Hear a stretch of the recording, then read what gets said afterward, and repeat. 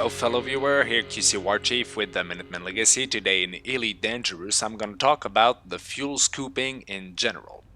First things first, you need to buy that fuel scoop into the optional internal. Most every station will sell it. You should see the option whenever you select one slot and try to buy it. So once you have your fuel scoop installed, that fuel scoop will give you the possibility to recover fuel in most of the star that you can meet inside of the systems. In some exception, of course, the purple one, which are classified as brown dwarf, are not giving you back any fuels. The blue one with some ray lights coming out of it, I don't recall the name exactly of these stars, but these will not give you fuel and are really dangerous. But whenever you have your fuel scoop and you have a star like the one we have right now in the screen, you activate the fuel scooping by getting closer to the star. You need to be careful and balance the amount of fuel you get with the amount of heat you get.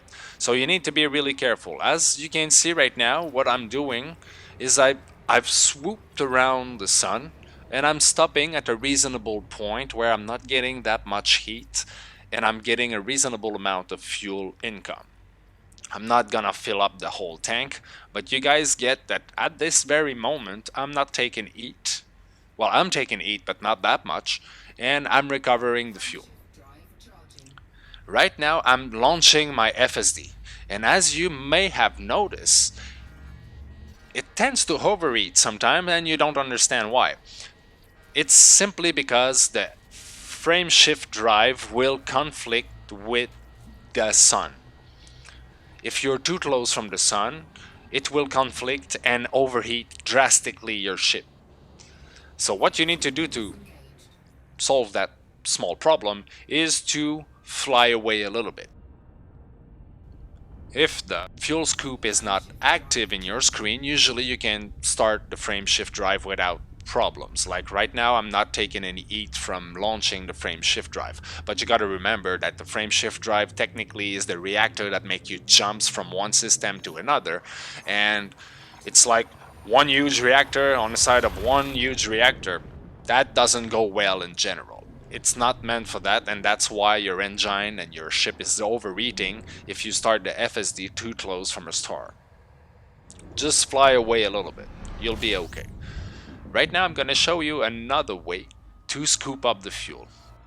Usually I kind of like this one because if you want to move fast, you just want to scoop up as much fuel as possible and move forward to the other system. So what I'm doing right now is that I'm literally swooping in the orbit of the sun, recovering the max of fuel, and I'm not overheating either because I take a reasonable distance out of the sun. I stay in a balance between the overheating and not having any fuel coming in.